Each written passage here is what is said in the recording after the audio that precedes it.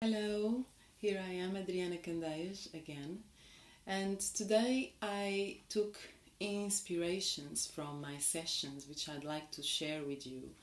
about how to overcome those traumas that keep lingering in our lives and stop us from seeing the real moments in a new perspective.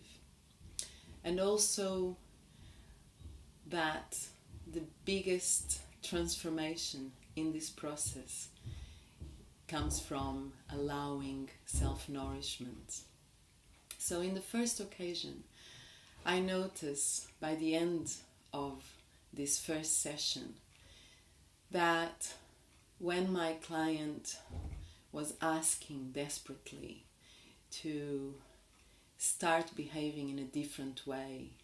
facing her obstacles and conflictual situations and factors of distress that come towards her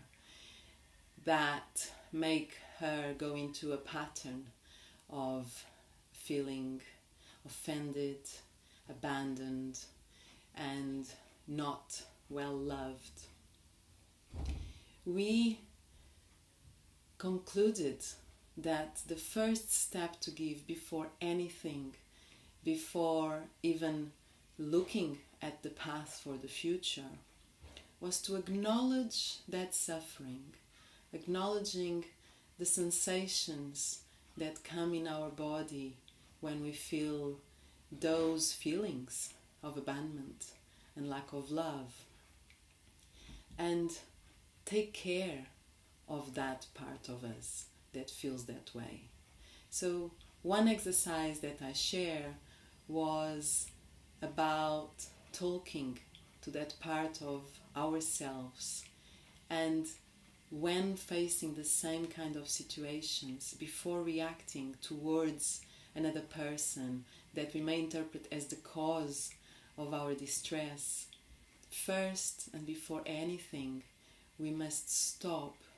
and look at the part of us that feels weakened and sad, and nourish it with thoughts of love, with thoughts of acknowledgement, with thoughts of recognition of those feelings, and just have a moment of sharing love for that part of us that feels upset. After that, after developing that ability to be present with that sensation, then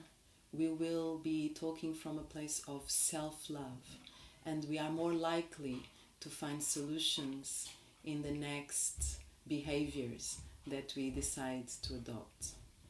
Then with my last session was, interestingly, a conclusion to this, when by the end of it we realize that we are walking this path and working in our self-development to achieve that state where we feel fulfilled, where we feel that we are aligned with our dream.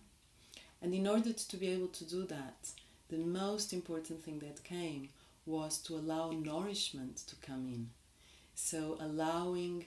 this openness where good things can happen to us, that we can accept them in our lives, and not just accept them, that we can request them.